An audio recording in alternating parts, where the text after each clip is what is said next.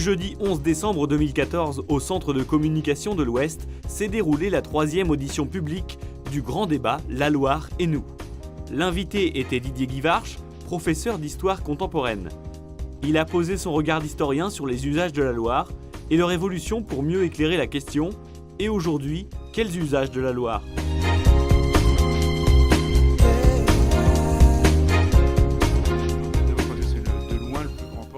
Pour donner un ordre de grandeur quand même, 1500 expéditions négrières montées à partir de Nantes, armées à partir de Nantes, donc 17e, 18e siècle, jusqu'en 1830. C'est considérable, ça fait à peu près 550 000 esclaves déportés sur des bateaux nantais. C'est donc 25% en moyenne du trafic du port. Vous allez me dire, c'est pas beaucoup, c'est pas dominant, sauf que c'est les 25% qui permettent le reste du trafic. C'est parce qu'il y a les esclaves aux Antilles qu'il y a du sucre. Et Montesquieu disait que c'est pour ça qu'il n'était pas cher, le sucre, parce qu'il y a les esclaves. Mais donc c'est bien parce qu'effectivement il y a la traite négrière que le reste du commerce existe. D'abord, Saint-Nazaire est une création de Nantes. C'est les Nantais qui ont voulu créer Saint-Nazaire pour avoir un avant-port. Un avant-port, ça veut dire effectivement un lieu sur lequel on a le pouvoir. Donc en 1837, quand on décide de créer Saint-Nazaire, qui est une création totalement artificielle, donc c'est les Nantais qui sont à la manœuvre. Donc première étape, c'est une période de domination. Quand le chemin de fer arrive à Saint-Nazaire, là encore 1857, donc 6 ans après Nantes, les Nantais, et création du bassin de Saint-Nazaire, les Nantais rentrent dans une ère de concurrence avec Saint-Nazaire.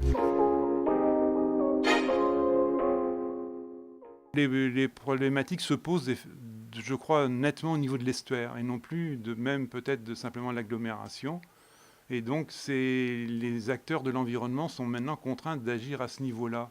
Je parlais tout à l'heure des Américains, ils ont effectivement, je crois très largement, contribué à promouvoir l'échelle de l'estuaire. D'ailleurs, le mot estuaire lui-même n'est pas utilisé avant le XXe siècle. On parle de l'embouchure, on parle du bas de la rivière, encore un peu avant, mais on ne parle pas d'estuaire. C'est un concept qui apparaît relativement récemment et qui montre bien, si c'est un concept qui apparaît, c'est que la réalité est quelque part en train de se créer derrière. Et c'est peut-être à ce niveau-là qu'on peut voir une mutation dans les apparitions d'acteurs de l'environnement.